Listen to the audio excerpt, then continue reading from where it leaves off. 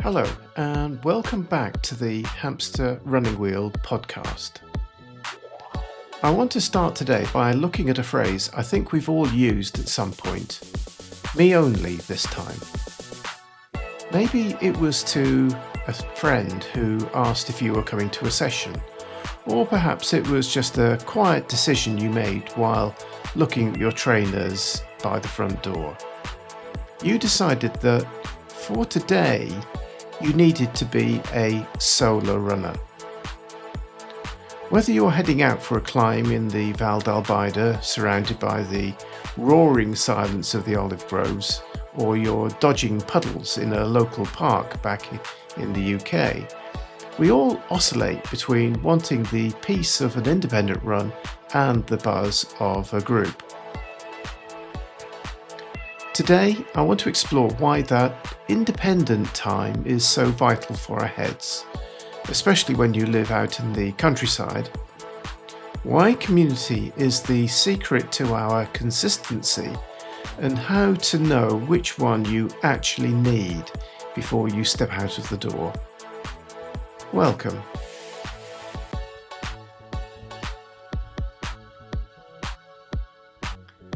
Let's look at the independent runner first.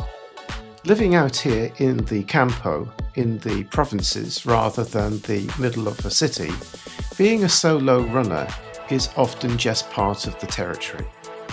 There's a unique kind of peace in the campo. You aren't dodging tourists or traffic. It's often just you, the trail or the lanes, and the rhythm of your own breathing. When you say, "It's just me this time," you reclaim your schedule. For many of us, running is the only time in the day when we're not answering to anyone else. It's pure me time. This independence is where we learn most about our pacing and the way that we run. We're not trying to keep up with someone else. We finally hear what the body's telling you. And are your legs actually heavy, or are you just being bored? A few weeks ago, I spent a few days visiting the UK, seeing family members I'd not seen for rather a while and doing the New Year stuff.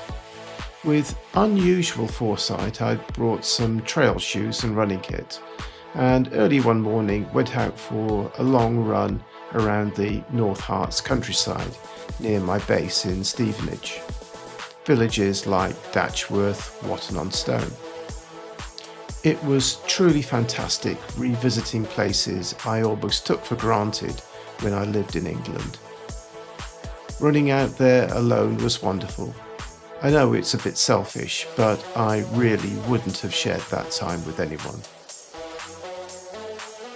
On the other hand, there are times when things haven't gone quite so well. It's almost a religious tradition for me now. Every year I enter the London Marathon ballot, and every year they religiously turn me down. So I end up doing the virtual version, the My Way event.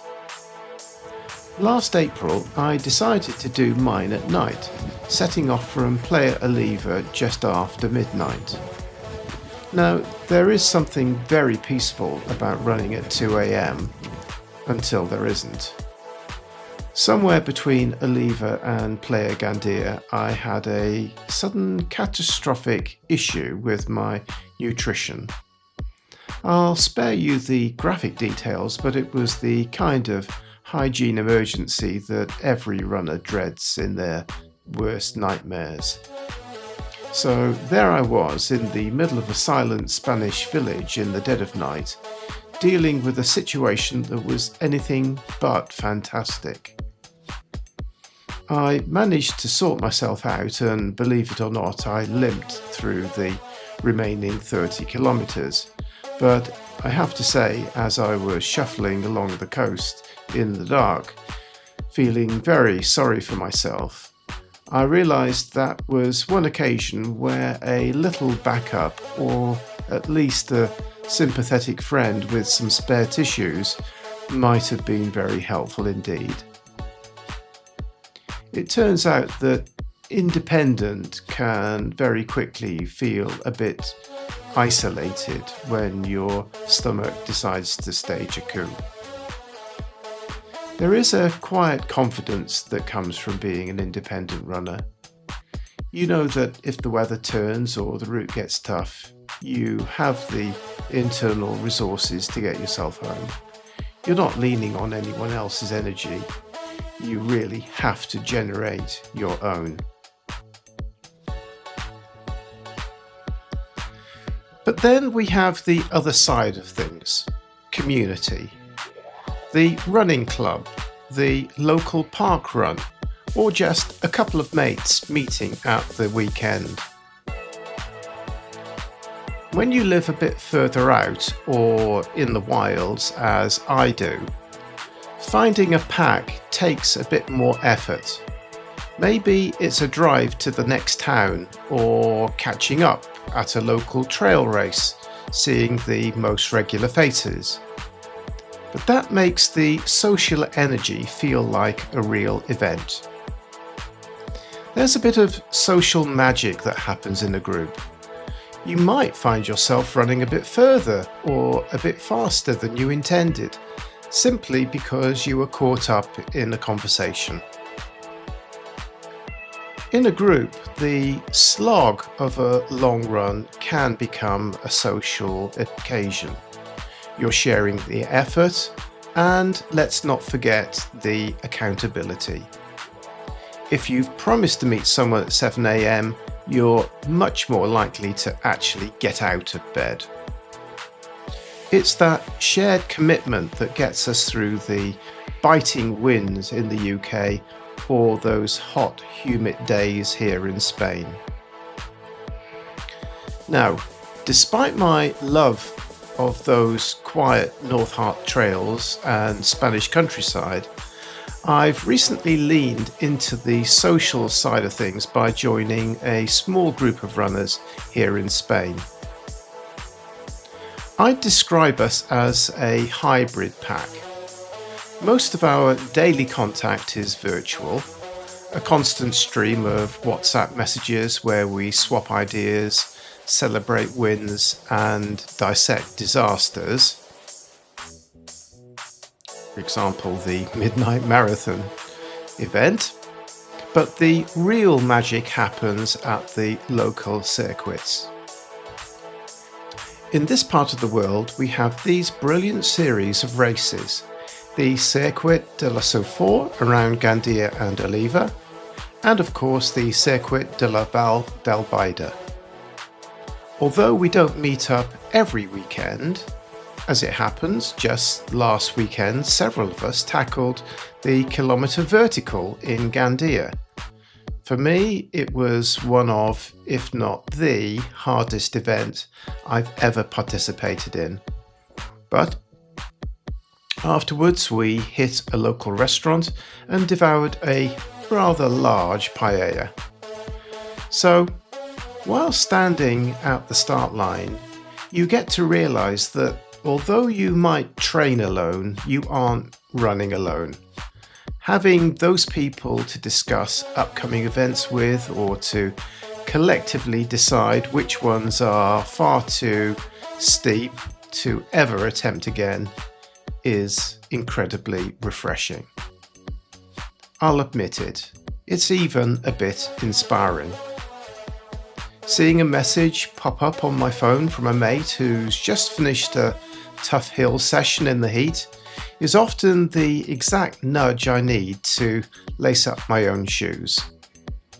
I'm still an independent runner at heart, but I wouldn't trade that virtual clubhouse for the world. So, how do you decide? I think the secret to a happy running life is knowing when to lean into the community and when to protect your solo time.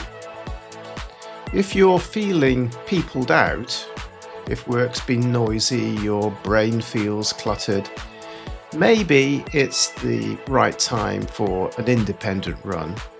Use the hills and the quiet of the countryside to reset your system. However, if you find that it's difficult to get motivated, or if your training has started to feel more like a bit of a chore, go find your tribe. Let their energy pull you through. The phrase "me only" this time shouldn't be a sign of being antisocial. It's a sign of being an independent runner who knows exactly what they need to stay healthy and happy, physically and mentally and emotionally.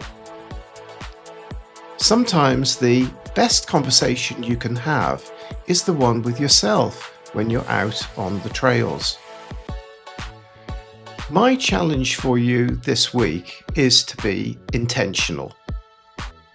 If you usually run alone, try to find a social mile this weekend. And if you're normally with a group, try one session where it's just you only this time. No music, no podcasts, just see what your brain has to say when it finally has quiet enough for you to hear it. Thanks for joining me today. Whether you're running with a crowd or enjoying the solitude of the Vall mountains, I hope you have a brilliant week. See you next time.